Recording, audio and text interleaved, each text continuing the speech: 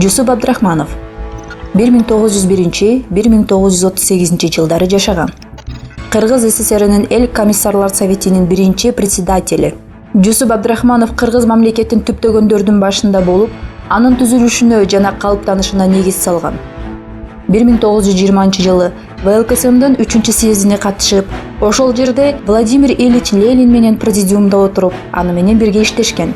1924 жылга чейин Жети суу аймагында жооптуу партиялык советтик кызматтарда иштеп турат. 1924 жылы Түркистан компартиясынын БКС тарабынан уюштурулган Улуттук Артбюронун председателі болуп, Кыргыз автоном областтык түзүүнү ишке ашырат.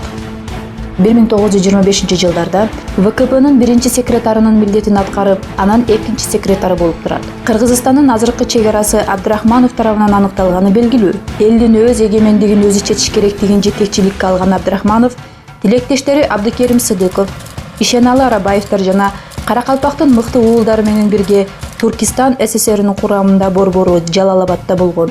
Ысык көлдөн Арал деңизине чейин созулган Кара Кыргыз Каракалпак автономиясын түзүү идеясы менен чыгат.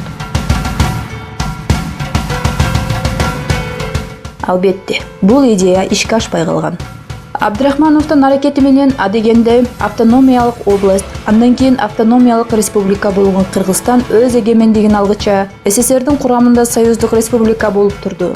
Ал эми адегенде Казакстандын, андан кийин Өзбекстандын курамында Каракалпакстан автономия бойдон эле калганын билебиз. Ошондо каракалпактар Кыргызстандын составына бириккенде кандай болот эле чек арабыз?